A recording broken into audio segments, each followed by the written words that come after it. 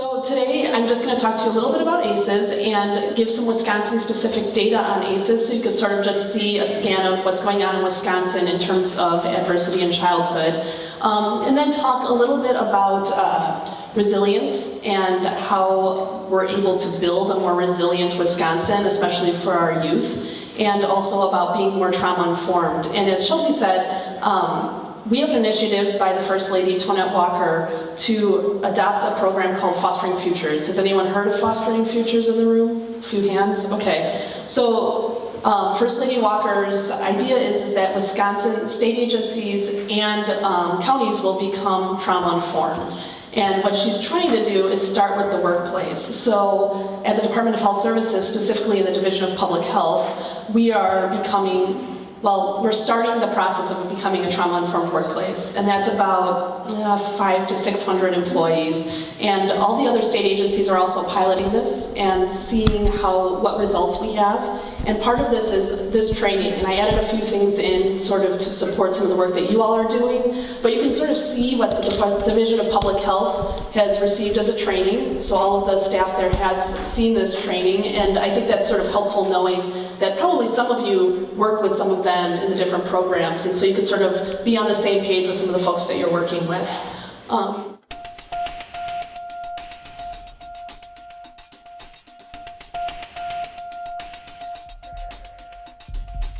What does your parents' divorce have to do with your risk for heart disease?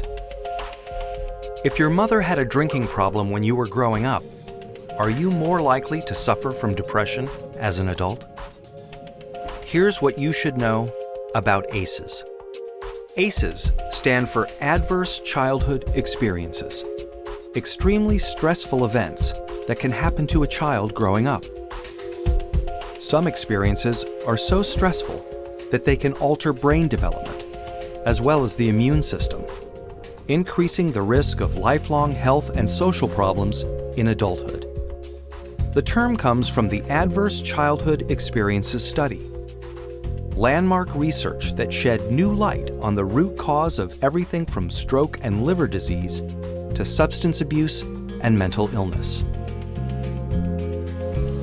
In the late 1990s, an epidemiologist from the Centers for Disease Control and a preventive medicine doctor at Kaiser Permanente set out to understand the association between childhood experience and lifelong health. They asked over 17,000 people in the Kaiser Health Plan in San Diego about their health history, as well as difficult questions about their experiences growing up.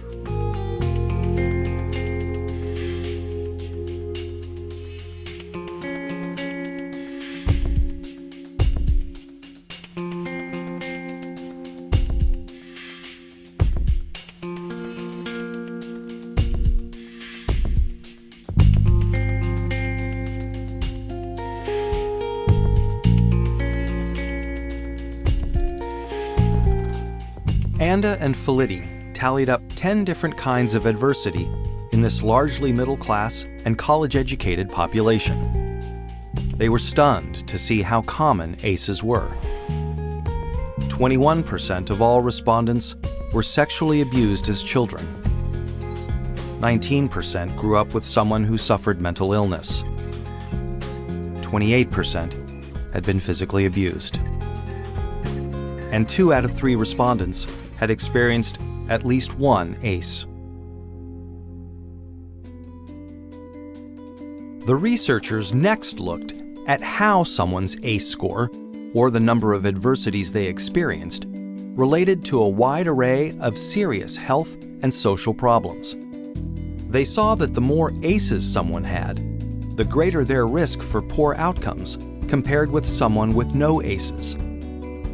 Someone with an ACE score of 4 had twice the risk of heart disease and cancer.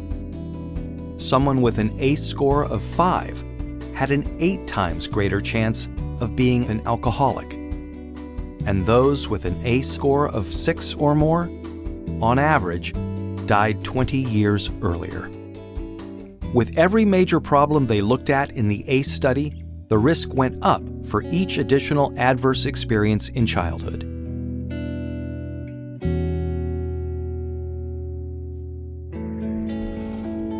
As Dr. Robert Anda says, what's predictable is preventable. It's important to remember that ACEs are not destiny. ACEs are a tool for understanding the health of a population as a whole. For individuals, an ACE score can be a tool for understanding their own risk for health and social problems and empower them to make changes for themselves and their children. ACEs tend to get passed down from generation to generation and are common across all income levels, races, and cultures. But increasingly, people of all different professions and backgrounds are coming together to discuss how ACEs affect their communities. They're finding new ways to treat and prevent ACEs. Many doctors are starting to screen their patients for ACEs as part of their medical history. More schools are becoming trauma-informed, considering the source of problem behavior when disciplining their students, instead of immediately suspending or expelling them. To learn more about interrupting the cycle of adversity and improving health and well-being for the next generation, please visit kpjrfilms.co.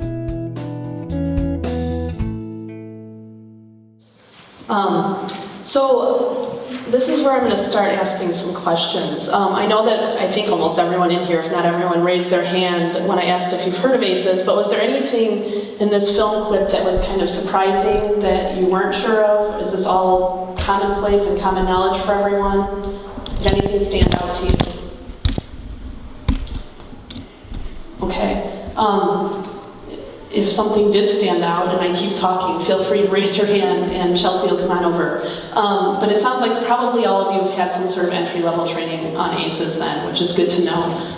Something that we're really trying to talk about during our presentation at the Division of Public Health on ACEs is that they listed those 10 categories of what are ACEs. And for those of you who don't know, the ACEs are measured on the annual Behavioral Risk Factor Survey out of the Department of Health Services, and those questions are asked on that. And they've been being asked since 2010. We've been collecting the data from 2011 through now because that's when they started using cell phones. And what they're doing is they're asking adults over the age of 18 about experiences they had in childhood. So one thing we are telling folks is that it goes so far beyond those 10 ACEs, and I think that's really important to know. So it's not like if you've experienced other things that are traumatic, they don't count because they're not on that specific list. That was made for the study so that they could measure this, but we're seeing more and more connections with discrimination, bullying, witnessing violence outside of the home, weather events like Hurricane Katrina, for example. And I'll also show you on this big screen, and it's also listed on this same piece of paper with the ACE questions. In 2014, we started asking questions on resiliency. So there were 6 questions added into the Behavioral Risk Factor Survey on resiliency, and we're starting to look at those numbers and seeing if people reported experiencing resilience, and I'll show you what those questions are in a bit. Are their negative health outcomes and their risk behaviors less because of it, even if they've experienced ACEs. So that's a unique new piece of data that we've got at the state and that we're looking forward to being able to present on probably within the next couple of years when we have a robust sample size. So because you all have had an entry-level training, I'm going to just move forward here. And I know, probably you all do know that ACEs are intergenerationally passed. And with most of you, I think, working with children or with families, that's really important to think about and to know about because it's important to be working with the parents who've experienced the ACEs on how they don't pass those along to their kids. Because if we don't start to stop this cycle, then we're just going to see it continue and continue and continue. And I think that it's critical that people who are working with these kids, especially if they don't have the strongest support networks at home, are there to be able to work with the parents on how to become stronger role models, and we'll talk a little bit more about that. But I just want to keep in mind that they are passed down from generation to generation, and in order to stop that, we have to be working with the parents on how to not have those same things happen to their kids. Does anyone have any questions about that? Okay. So, just quickly, I want to talk about stress and the types of stress we experience. So there's positive stress, and positive stress is really stress that all kids experience regularly and they learn to adapt quickly to it. So it might be a first visit to the doctor or an immunization, things that they can cope with quickly even though it's stressful, but it teaches them how to have those coping skills. And then we've got tolerable stress, and that's a little bit more difficult, and usually it takes us a support system of some sort to help get that child through those, and that would be like a death of a loved one, like a grandparent or something. Maybe experiencing a weather event, a broken bone where they have to go to the hospital, something where it's more significant and it takes a little extra coping skills to get through that. And then we have toxic stress, and toxic stress is what we're talking about when we're talking about ACEs and when we're talking about those forms of trauma that aren't necessarily on the ACEs list. They're endured over and over and over again, and a child is, even with the best support systems in place, not necessarily able to cope with that easily. And in fact, oftentimes not at all. And what happens is their brain changes. And I don't know how many of you have started hearing more about the brain research behind adversity in childhood, but it's really compelling. So this is a picture of a healthy brain of a kid. And I just want to say that all the red areas are areas that are lit up and that are working well. So you want to see a very nice red lit up brain.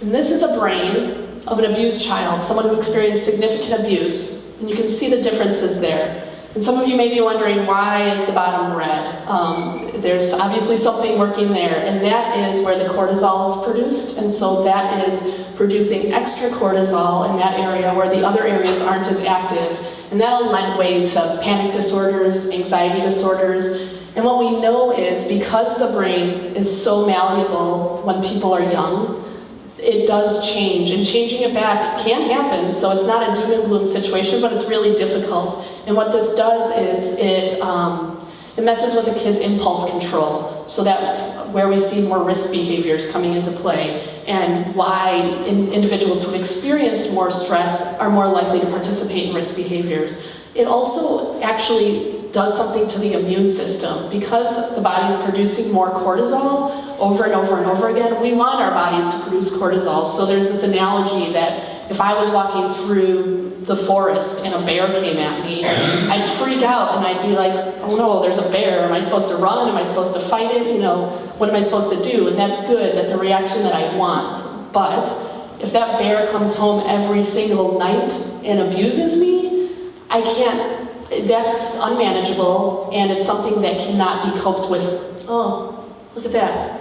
It's dark. Hold on. So anyways, I guess the point of all of this is this is not something that can be helped often when kids experience adversity and they grow up and their brain has been changed.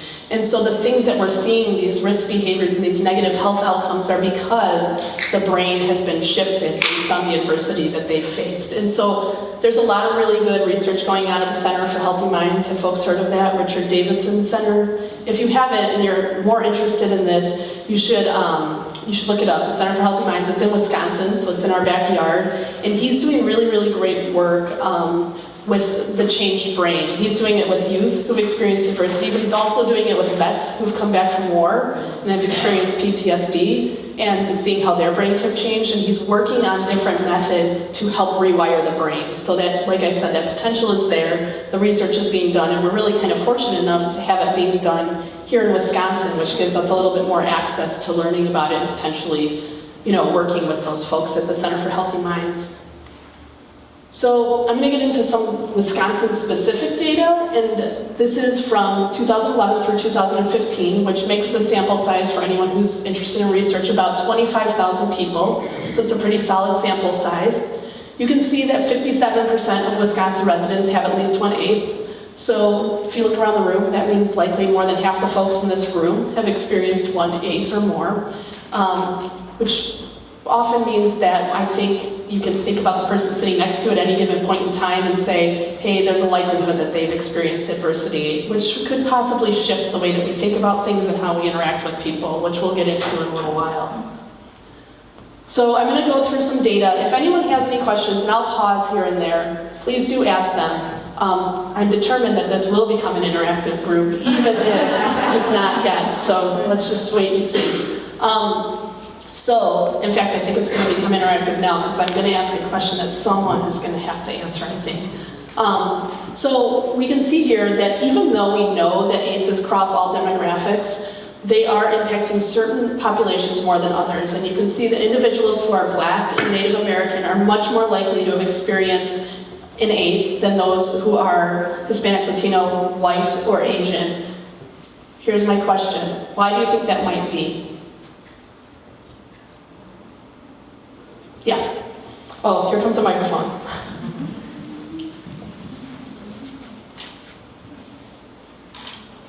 I would think that that would have something to do with racism, discrimination, oppression, institutional issues that we have.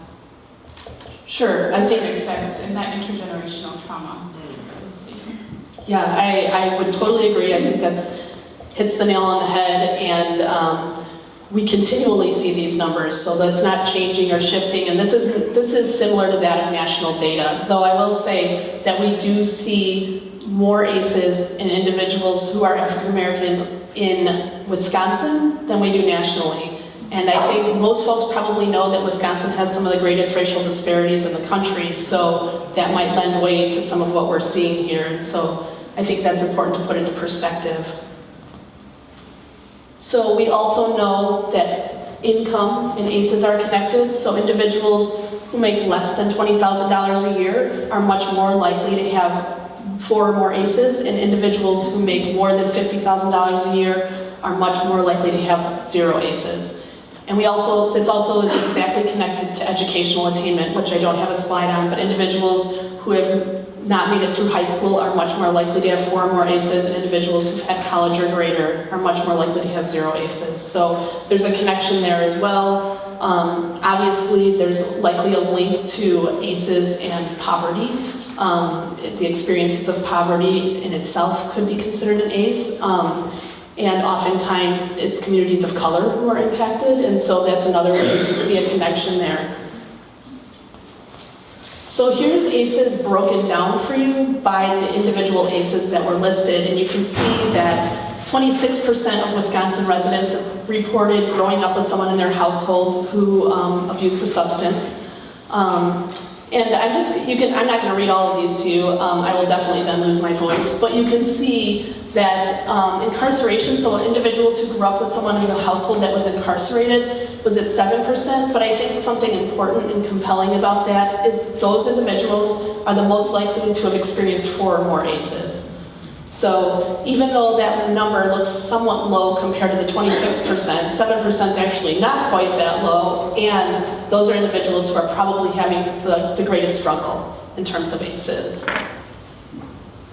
So you can also see that individuals who've experienced emotional abuse, or individuals who reported experiencing emotional abuse reported at 28%. So 28%, more than a quarter of Wisconsin residents reported emotional abuse. And just so folks know, obviously when we're looking at emotional, physical, and sexual abuse, those are very different topics. The questions asked on the behavioral risk factor survey specific to emotional abuse ask if someone's experienced it more than once, and that's how it's sort of measured. So it's not like if you got yelled at or called names one time, now you have an ACE. It's measured differently, whereas the other ones, if it's for physical or sexual abuse, if it's happened 1 or more times, that's counted as an ACE. And again, you can see that even though that 9% of sexual abuse looks relatively low in comparison to the 28%, that's nearly 1 in 10 Wisconsin residents reporting sexual abuse, which is striking and also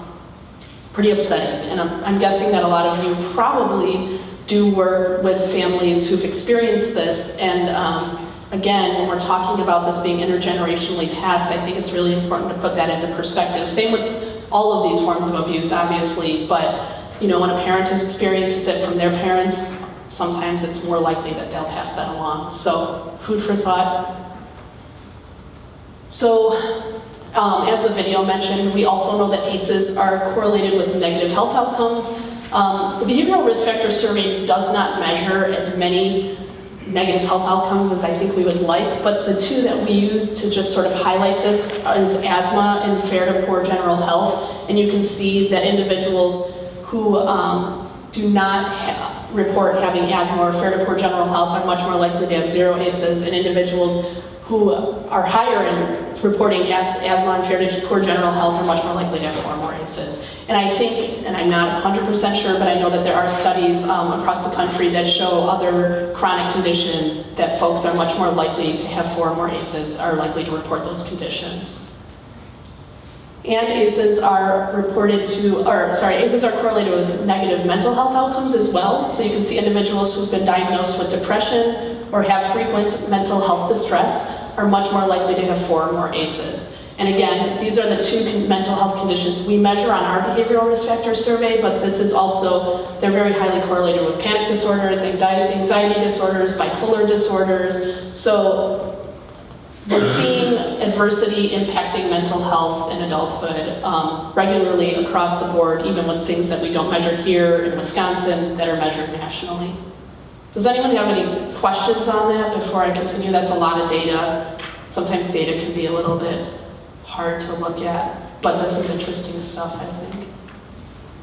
Okay. I actually have a question. Oh, hey, thanks, Chelsea. Yeah, you're welcome. I stepped out for a minute and I got my juices flowing. When you were talking about how the passing of of ACEs from a generational perspective, is that, I guess there's kind of different schools of thoughts. Is it more like the nature versus nurture idea, or is it like the epigenetics idea? Or what do you know about that? Both. I think the answer is both. So when we're talking about things like historical trauma and discrimination, those are things that are just naturally there, and individuals and families will experience those, and then their kids will experience those, and that is a chronic form of stress and trauma. But also, if we're talking about a brain being rewired in an individual, and if that brain stays the way it was when it was rewired and it doesn't get sort of manipulated back even to a certain extent, then yes, I think from what I've read, there can be sort of a hereditarily passed down brain composition. And you know, if a parent is producing too much cortisol and has an anxiety or a panic disorder, that is hereditary, and so that could be passed down. And there's been a lot of research done with Native Americans and with Jewish individuals, and they're showing constant passing of anxiety disorders, and often think that that's linked to the historical trauma of some of the things that they've experienced. So I would say both of those are true, nature and nurture. Does anyone else have questions about that I may or may not have all the answers to? Okay. You're expected to know everything. Yeah, that's what everyone always says, and I pretend I do, except for right now, apparently. So, because I work in tobacco, I've done a lot of work looking at ACEs and smoking, and this is a really strong connection, and it's the one thing I can speak to say that we work with the Center for Tobacco Research and Intervention, which is known as CTRI. And when I told them that ACEs and smoking were connected, they said, oh no. They're like, if we control for income and education and race, we're gonna see that that's the reason, it's not ACEs. So they did, and I was right. I felt really good about that. Not good about it because it's bad, but good that I was right. So even with controlling for those things, we know that ACEs and smoking are very, very connected. So you can see that individuals with 0 ACEs are smoking at 11%. The state average is 17%, so they're smoking well under the state average. And you can see that individuals with 4 or more ACEs are smoking at 35%, so twice that of the state average. And what we've learned is that 74% of all smokers in Wisconsin have at least 1 ACE. And I think this is very important to think about, which, by the way, I made this just to show a different visual. That's 3 out of 4 people who have an ACE in Wisconsin smoke. And I think this is important. So I don't know how many people know this story or not, but the 2 guys that were in that video, Anda and Folletti, the reason that this started was one of them was working with women who were overweight, and he was working to provide them resources and tools to lose weight. So they had this group and they would meet all the time, and he gave them these resources and tools, and all of the women lost weight. And he said, I am the best doctor. And then he had a follow-up with them 3 months later, and they had all gained the weight back. And he said, I am not the best doctor. And he thought, why did this happen? Why is this going on?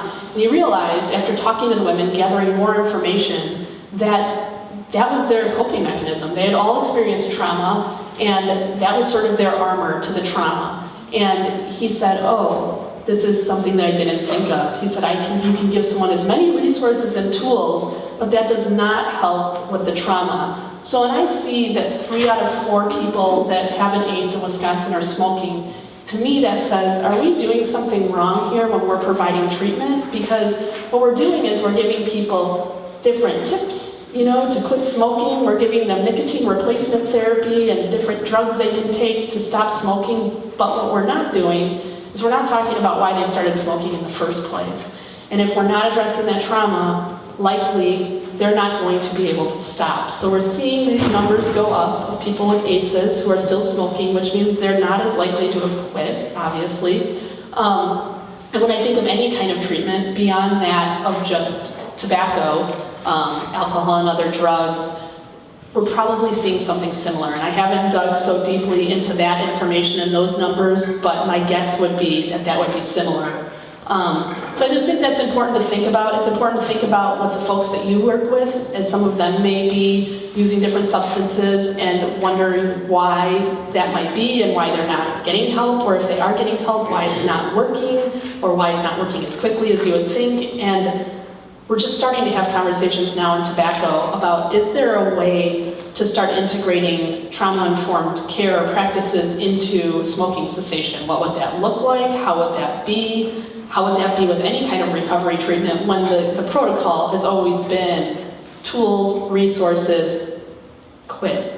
And for those who do, likely they either have different coping mechanisms or maybe they haven't experienced some of that trauma. So again, just something to think about. It's interesting us quite a bit in the world of tobacco. Does anyone have any questions or thoughts about that? Chelsea, you don't have to ask a question if you don't want. Okay. So the reason you're seeing this slide is because I just really had to use it. And I thought that it matched up well with, so this is all kind of a mess, right? Like, this is a lot of stuff. It sounds kind of doom and gloomish. What the heck are we supposed to do with all of this information? It's one of those things that almost feels too big to handle. But there's some good news to all of this. There's a lot of research going on about resilience and building resilience and building protective factors. How many folks in here have heard about protective factors? Okay, many of you, that's good. I'm not gonna, don't run around with the microphone, but who will tell me a few protective factors? Just shout them out. Supportive adults. Supportive adults, yeah.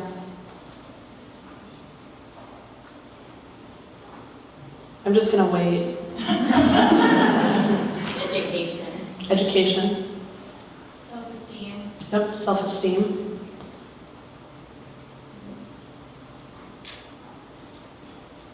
One more, and then I promise I'll go on. Literacy.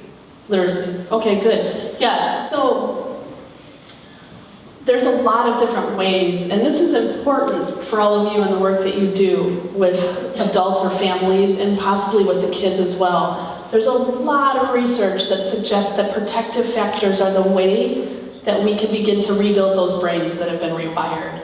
And so this is crucial, I think, to much of the work that you all are doing. And while it seems that this might be more complex than that, again, there's research being done that shows that things simple like this could actually change the way a child's brain has been wired who's experienced trauma.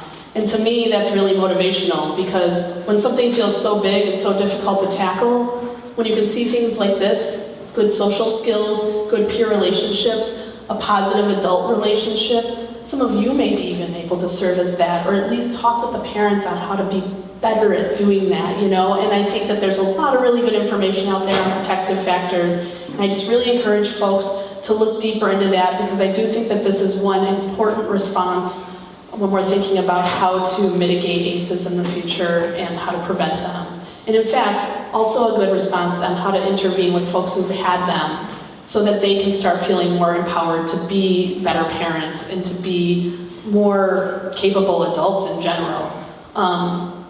Does anyone have any questions about protective factors? There's I'm not going to be able to think of it, but I will send it to Chelsea. There's a really good website.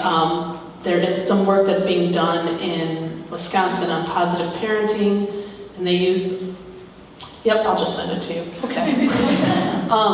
But there is some really good stuff being done in Wisconsin out of the Child Abuse and Neglect Prevention Board. They're doing some really great work around this, and that would be to the response of individuals who've experienced ACEs who have kids now.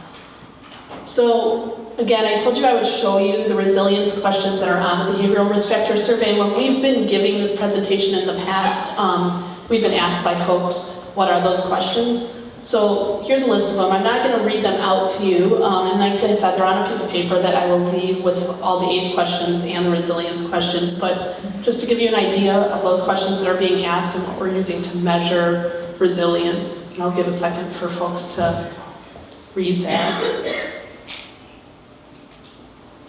And these aren't things that we just made up. They have been routed throughout the country, and people are using these on their behavioral risk factor survey as well. I guess that's important to say. We didn't just say, let's just throw some resilience out there and see what happens. So they've been vetted quite a bit. So I want to talk to you a little bit about being trauma-informed. And first, what I'm going to do is show you a video. This video is so good. I don't know how many people may have seen it, but it's from the Cleveland Clinic, and it is a video that it takes place in a hospital setting, so it's a little more clinical, but basically it shows people sort of walking through life at the hospital, the patients, people visiting the patients, people who work at the hospital, and sort of convey some of their experiences. And I think that it's eye-opening to the work we're doing and to sort of put things into perspective of how we're working with colleagues and how we're working with clients. So, all right, ready?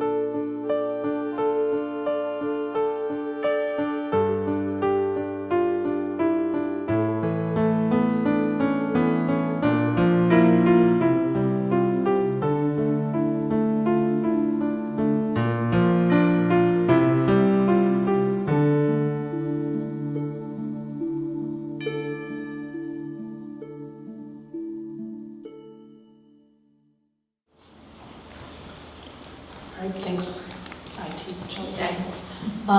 So that video is pretty emotional and moving. I'm sure it touches people every time I've shown it, and I've seen it more times than I'd like to say because every time I have a reaction myself. Oh, here's some music.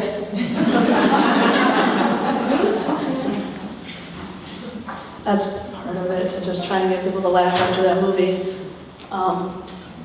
So, let's see. Okay, well, I'm just going to start talking. This is really the part where it'd be awesome if you would participate and interact. Thoughts on that video, and just sort of first thoughts, people who are willing to share. Yeah.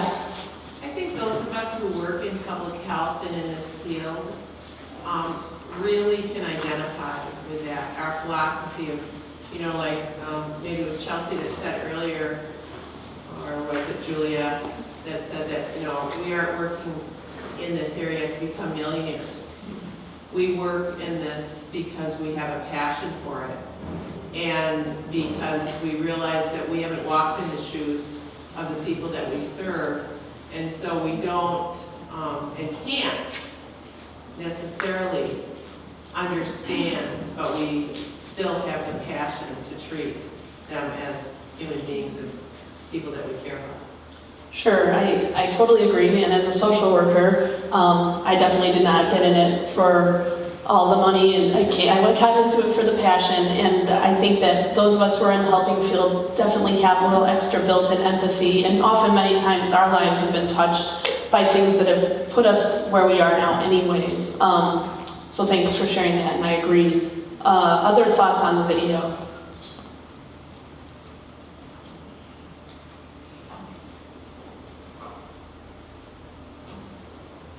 Can you access it?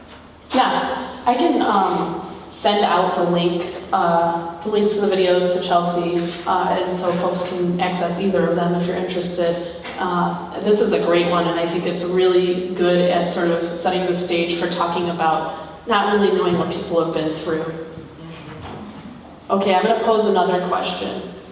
When thinking, I know most of you probably work with clients, but you also work with colleagues. So when thinking about working with your colleagues, what does this video sort of say to you with that? So separating yourself from the clients, but thinking about working with folks and not really knowing what they've been through on their day-to-day or in their past or currently. What does this tell you?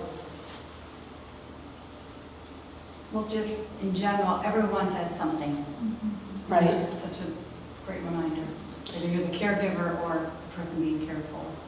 Right. And oftentimes, especially those of us who are working with clients, you kind of have to give all of your attention to that client, and sometimes we take on some of what that client's experiencing, and if you're experiencing your own stuff, it can become even more difficult to sort of balance that and manage that, which is why often people in these helping fields experience burnout kind of regularly. Anyone else? Thoughts on, yeah? So I thought this video was quite moving as well. I was looking at the DPI website too. So I was looking at the Department of Public Instruction website, and they also have quite a few resources on trauma-informed care because they want the teachers and people working with young people to be trained in it. They also had a video on their website as well, which I thought was really compelling.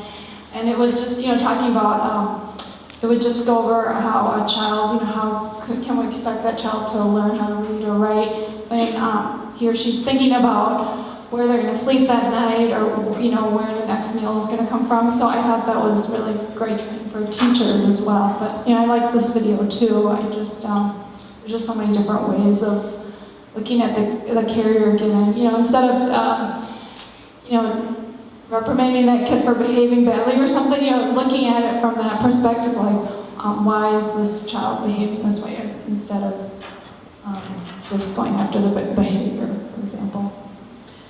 Yeah, thanks for sharing that. And I do want to say, I want to go back to this video, but I want to speak to what you just said. How many people in the room have heard of the movie Paper Tigers? Okay, quite a few. So this is a movie that came out rather recently. It's about a school in Walla Walla, Washington. that went trauma-informed. Their principal went to a conference, he heard about something similar to what you're all hearing about right now and said, I have to do something. I have to do something about this. And he went without any roadmap or blueprints on how to do it, went back to his school, talked to the teachers at the school about it. And this school has some of the most challenged kids in the community. So it's an alternative school where they basically are putting kids that aren't doing well in their mainstream school. And they've seen amazing results. So I would recommend checking it out. DPI has a copy of it, and other state agencies and different places in Wisconsin also have copies. You can even watch a trailer which tells a lot about it. So Paper Tigers is the name, and it's a really inspiring story of this community. And it's not even just the school, the whole community came together around this, doctors and nurses and social workers, and really just started meeting and talking about it. And it took years to get to the place where they are, but they're seeing much higher retention rates. They're seeing kids graduate and go on to college, and so it's just a real 180 for them, and it's really impressive. So I would check it out for folks who are interested. But back to that video for a second. Like I mentioned, one of the things we're trying to do at the Department of Public Health is to become a more trauma-informed workplace. So what we've decided, and what the First Lady has also decided, is that we have to start within. Like, it doesn't mean that we're not being trauma-informed to our clients, or we're not, walking through life in a trauma-informed way. If most of you are nurses and social workers and such, I think that you probably have that lens anyways. But how many people have been at work and been with a colleague, and it doesn't have to be in your current job, it could be any time, and someone gets short with you? I mean, that's happened to me, right? A couple people. I'm guessing it's happened to most of you at some point in time. And oftentimes, when someone gets short with us, our first reaction is to kind of be like, well, what did I do? Why are you being that way to me? And then often you'll walk off, and maybe you get short with someone else. And then that someone else maybe gets short with someone else. And then that someone might go home and get short with their partner or their kids. And it's cyclic, right? It just keeps going and going. And it all starts with someone getting short with you. And imagine if we were able to just put a pause on that. And that this is not something that's easy. It's not something that I think you can do with a snap of the fingers. When someone gets short with me, I have a knee-jerk reaction to be like, what? Why are you doing that? I'm very nice, It's not fair. But it shifts your mood, But imagine being able to put a stop to that. When thinking of this video and thinking that we just don't know what people are going through day to day. Maybe that person's just having a bad day. Maybe maybe they're losing a loved one. They're going through a divorce, et cetera, et cetera, et cetera. And if we were able to just say, this probably isn't about me, imagine how that cycle could stop. And then all of the people who wouldn't be impacted by the same exact thing. So for me, when I think about being trauma-informed, and when I think about being in a trauma-informed workplace, I think about that. I think about the smaller things that we can try to start practice doing. That sounded real weird to me. And this thing moves around a lot, so that's also weird. The feeling and the sound all at once. Yeah, I think it's so important to have good relationships with our colleagues, right? Because they're experiencing similar things to what we are, and they might be very different than us. So, and that's all because of different things that they've experienced, right? So, I just wonder, how many of you are working in agencies that have talked about being trauma-informed? Okay, so more than half. How many of you think that it's working? All right, so definitely not more than half this time. Can a few of you tell me why you don't think it's working? Yeah. I think we found in our county part of the reason why some of it's not working is because different departments have different views of what trauma-informed means. And like say maybe our support staff thinks, well, I don't deal with them in a personal, it's just kind of this one-on-one quick thing. What are you here for? I don't deal with their personal stuff or what happens, so that doesn't involve me. So what we've actually decided to do in our county is we're creating our own video about being trauma-informed, and we're having someone from each department talk about what it means to be trauma-informed in their department, to try and kind of make it more of an, it's not just that someone's had experienced trauma in the past, but it's how do you deal with that and how do you react to that. And when you're the receptionist and someone walks in the door and gets short with you, how do you not take that personal, and how do you still treat them with respect and still, you know, be kind and those kind of things. So that's kind of what we're doing. And then everyone who gets hired from this point out will have to, that will be part of their orientation. They have to watch the trauma-informed video. So we're hoping that that kind of shows the different departments how, you know, yeah, maybe with the nursing department, you may get more in depth with what that personal trauma is, but yet it still applies to those that don't go that far in depth. Sure, yeah, and I appreciate you saying that, because we've noticed at the Division of Public Health, you know, we've trained 600 employees on this, and everyone has a different idea on this, and there are people who are like, I come to work, I do my job, I go home, I do my responsibilities. They have all different jobs, and so we're trying to think, how do we get buy-in from all different types of job personalities, personal personalities, you know, what is the sort of hook to all of this? And I think what we've realized is it's kind of that video. That video that I just showed really does seem to move people and sort of pause you and stop you in your tracks and be like, you know, no matter who you are, taking a moment to think that you don't know what's going on for other people is important. And I think it's sort of eye-opening in how we move forward. So that's sort of been our hook, and we've gotten people to be more vocal about it. Other people quickly, what's not working, or what might not be working if your boss is sitting next to you. I hardly saw anyone raise their hand. Oh yeah, good, back there. This is so exciting when people raise their hands. I think our clinic has been ongoing working on this, and it is a tough process getting the different departments, even different agencies, because we're as far as trying to get all of the tribal agencies trained and aware of what that means. And so it's a very tough, it's kind of tough to get them to, a tough concept for them to grasp and to understand what it exactly is. And I hear a lot of, you know, what can I do, how can I make this applicable in what I'm doing? I may be working at a different agency, so that's where the confusion comes in, and I think where it gets difficult. The other piece of it that we started to work on and to realize is to try to put some information and some focus on self-care and mindfulness, because I think there is, I mean, not just for, like, say, the nursing or people in these professions, but there's a lot of lack of self-care and awareness of how that affects you in general, and so I think some of that kind of helps with that as well. Yeah, definitely. Thanks for sharing that. And I think, you know, all the both of you who've brought things up thus far, those are very valid things that we hear often about people saying, like, yeah, this is just, there's not a map to doing this. There's not a perfect best practice on how to implement being trauma-informed into your agency, especially if your agency has a bunch of different people working there with different thoughts, like I was saying about the Division of Public Health. Anyone else want to share what they think isn't working? Okay. Anyone here from Wapaka County?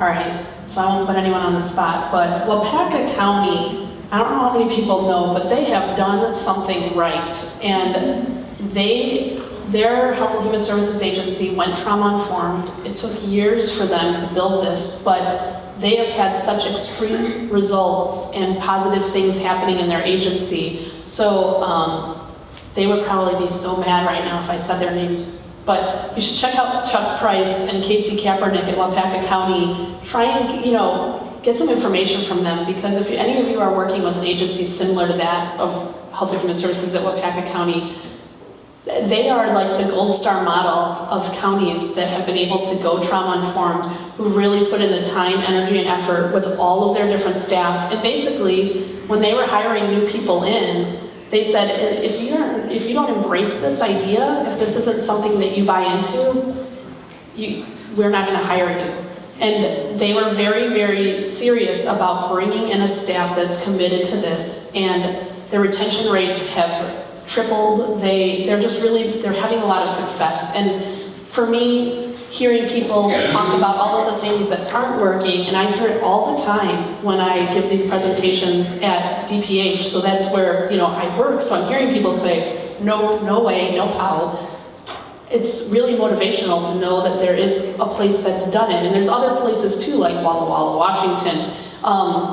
And the First Lady is committed to making Wisconsin the first trauma-informed state. And the exciting part of that is that means that this issue is really bipartisan, and that is exciting and compelling. There's a lot of difference, across the aisle. I won't get into that, but we all know that there is. And so what's really great is that it seems like Wisconsin's really open to adopting this, and the state agencies are going along, some of which because we've been told we have to, but so the Department of Health Services was said, you have to go, you have to do this, it's part of the initiative of the First Lady. But once we started doing it, there was a shift, and it was like, we want to do this not because we've been told to do it, we want to do this because it's important. And our first step is raising awareness, which is the training that you just saw. There's another slide where it just says be there, just to change the picture for you.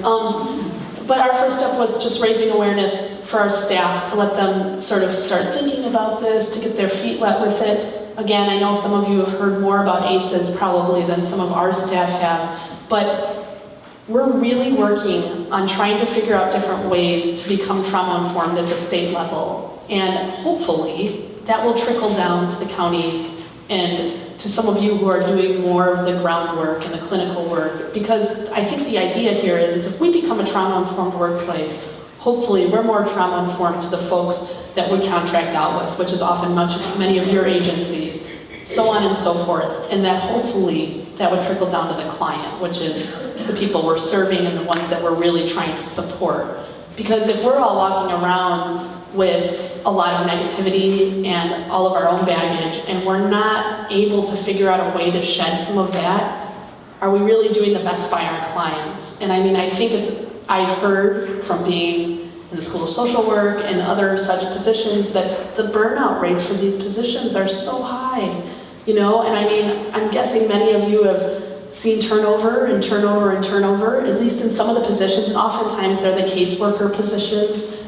They're the positions where they're working with the clients the most and they're the least paid, so how does that level out, and how are they being treated, so I think it's really important to wrap our heads around that a little bit. And again, there's no roadmap to how to do this, so it seems kind of like a beast, and oftentimes people are like, well, give me something to do, give me a resource or something like that. And to be honest, it's different to different agencies, so I can't hand you the gift of trauma-informed. I wish I could, because I would be real famous. But I can't. That said, I don't even know what time it is. Where's that person who has the sign? We're good one time. We're good. Okay. Oh, you're back there. All right. Yeah, like 20 minutes. Oh, good. All right, let's just take a break. No, I'm just kidding. I had no idea, no concept of time right now. In that case, I want to bring something else up. So how many of you, well, a lot of you are social workers or nurses, but how many of you in your interview for your job got asked about soft skills? And soft skills being like, how are you able to handle, or how empathetic do you feel that you are? How do you deal with colleagues who are having a bad day? So oftentimes when we have job interviews, I'll just make that a rhetorical question and continue. Oftentimes when we have job interviews, we're asked about our ability to do the duties of the job. And we're not asked about things that make us a more holistic person. And especially for those of us who are in these helping professions, my ability to do Microsoft Office should not supersede my ability to work with someone in crisis, you know? And I think that we often see these questions that are parsed out and have been vetted through agency after agency that aren't asking some of the questions that lend way to being more trauma-informed. So I'm going to now say something you can do, giving you little tools that I can think of, is to start thinking about your interview questions. What do they look like?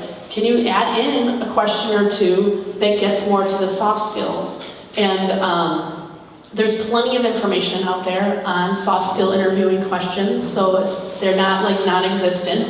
And some places are starting to use those, and it's working. It's starting to fill out the whole person instead of saying like, can you do data entry? Can you do a PowerPoint? Can you do that? You know, like it's getting to the whole person, and especially in fields like the ones you're in, it's really crucial, right? That we're starting to figure out who can do this work fully, not just their ability to work on a computer and carry 25 to 50 pounds of weight or something like that. So that's one thing. And another thing that we're doing is we're looking at our policies and procedures, our HR processes. So how many of you work in an agency? Wait, first of all, how many of you are here with supervisors? Just curious. Okay. Don't answer this question. No. How many of you think that there may be a mistrust of leadership in your agency? Okay. I'm going to be open and say that we have that at the state. So that wasn't being open at all. I'm sure you all can guess that. It makes it hard to go trauma-informed, right? If people don't trust in the leadership, because you need leadership buy-in to do this. And so something we're doing that's really great, actually, in the Division of Public Health is this is going from our leader on down. And our leader is she's appointed, so she's been appointed by the Walker administration. Most of the people working in the Division of Public Health lean a little left. So there's automatically, like, we know there's different values, right? Like, that's just a given. And so there's a mistrust just because of that. And so our leadership has committed themselves to starting to look at this and starting to become more informed and going through different trainings. There's been a commitment because they've heard the feedback. One of the things we did is we give this training, and then we gave a whole bunch of brown bag sessions for people to come in and give their thoughts on what we're doing well, what we're not doing well, what's missing, and so many people. We also gave an anonymous survey, which I think is really important because that was for people, and that's where the real good stuff came out. But a lot of it said that there were people who did not trust our leadership, and how can we possibly do this if they're not being trusted, right? And so we gave that information to leadership, and they didn't, like, I thought they were gonna be like, whatever, but they weren't. They were really good about it, and they're working on it, and they're working on trying to figure out a way that we could do this well, even if we're not perfectly politically aligned. Part of working at the state is that we are going to change administrations, and sometimes we're going to have leadership that we like better than others. And so that's sort of walking through the door of the state. But there's been a lot of experiences at the state, and I'm sure in your agencies as well, like, for example, Act 10, right? There's a lot of people who are hurt by Act 10, and they've said that over and over and over again. How do we become trauma-informed if the state's the one that is making the trauma, right? And I think that oftentimes we find that in any agency we work at, that there are times where the agency itself creates trauma, be it because you feel like you're overworked and underpaid, be it because you don't get along with your supervisor, be it because there's a mistrust of leadership. So there's certain things that need to happen, obviously, to get to a place where you can even start to think about becoming trauma-informed. And I would recommend for folks who are like, yeah, this is something like, I'm gonna go back, I hope that this is what happens, by the way. I hope you're so motivated and inspired. That's so corny, wasn't it? All right. Then you're gonna go back and you're gonna talk to your leadership about this and how potentially you can make it a reality. Because again, no one's got a magic wand leaving here being like trauma-informed. But to start having conversations with leadership and saying, is this a possibility? What do you think? Can we start doing a training similar to this to raise awareness throughout our agency from anyone, from people who are working in the custodial field all the way up to the director, executive director, whatever your top person is. Can we just strip the hierarchies away, have a training that raises awareness about this, and then start gathering feedback to see where people really are at? Like, what is the level of morale at your agency? Is it good? Is it medium? Is it not so good? You know, and so I guess my recommendation to you all is that maybe you start looking into that, start building the foundation of becoming trauma-informed. And again, this could be a multi-year process, and it's not something that happens quickly, and it is a shift in thinking. So it's sort of a paradigm shift, if you would, and it's not easy. But if people are willing to start that process and start by talking to folks in your agency about potentially getting there, and again, I think the best way to start is by raising awareness. I mean, it is working well for us. And if there are people who are naysayers, it's still getting them thinking. And I'll give you a quick story. I met with someone who said, you know, I have all these ACEs. Oftentimes after this presentation, I've given it so many times, people will come up to me and it becomes therapy. Like, they're like, I've got all these ACEs and I've never done, I'm like, oh, okay. But I had someone come up and say, I had all these ACEs, I don't trust our leadership, I'm very, I don't think this is gonna work. I think it's just not gonna work. And they were really upset, you know? They were like, I can't believe I just went through this 2-hour training and I don't feel like it's gonna work. And I said, okay, do you think we should stop this effort? Do you think that we should just stop trying because you don't think it's gonna work? It didn't come off quite like that. It was much more kind and compassionate, I think. But they were like, no, you absolutely should not stop, right? And so that was really interesting to me because they were really angry, upset, feeling just like they're being sold a bad bag of goods, and yet they think it's important that we continue on doing what we're doing. And so that to me was telling. It means that they're still open-minded to us trying to do this work, not just shutting it down completely because they don't believe that it can work. So I think it's important to listen to those folks too and to ask that kind of question. Do you think that this should just not happen then? Do you think because all of the feelings you're having mean that there's no way? Or do you have a glimmer of a possibility that this could actually be something that makes our place of work better to be at? And so ideally, for us, we're gonna start seeing a shift in morale at the Division of Public Health, and we're gonna start seeing people taking a step back when there's conflict and really starting to think more critically about how they address that. We're gonna change our interview questions. We're gonna change our HR policies. We're going to add into our annual reviews, talk about this, right? So being trauma-informed is now included in all Division of Public Health annual reviews and talking about how that's working. What are you doing? What are you seeing? What do you think can be different? We're implementing 360 reviews for all leadership. We're doing these things because this is the feedback we've gotten from people, and this is what I think will start the process towards working at a big Division of Public Health for the state of Wisconsin, which hopefully will lend way to some of what you're all doing in your agencies as well. That was a lot. I just talked a lot and I still have a voice, that's good. Does anyone have any thoughts, questions? This is really where hands should be raised. Thank you.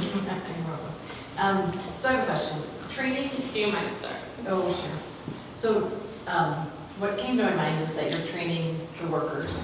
And in our case, obviously, we're working with clients. There must be research and studies on training, not training them, but pointing out some of the reasons for their, like pointing out that they have ACEs, like them understanding that they have those and them understanding some of the resilient things. Sure.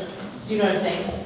Yeah, I mean, I think that most people would be open to, I mean, if they're disclosing certain information to you, I think it would be an okay conversation to have to say, listen, you know, I know that you've struggled with alcohol, and I know that you have experienced X, Y, or Z, and I just want you to know that, unfortunately, these are things that connect, and you can tell them why, and say, but fortunately, there's a lot of stuff being done around this, and what we want to do is make sure that this doesn't happen to your kids, you know, and I think that being frank with people who are disclosing information to you is appreciated usually. And I mean, obviously, there needs to be some relationship building there. You don't just want to be like, hey, I don't know you, and here it is. But also, I know that some folks probably meet with someone pretty quickly. They give you a ton of information without knowing much of anything about you. You're asking them some of the most personal questions and expecting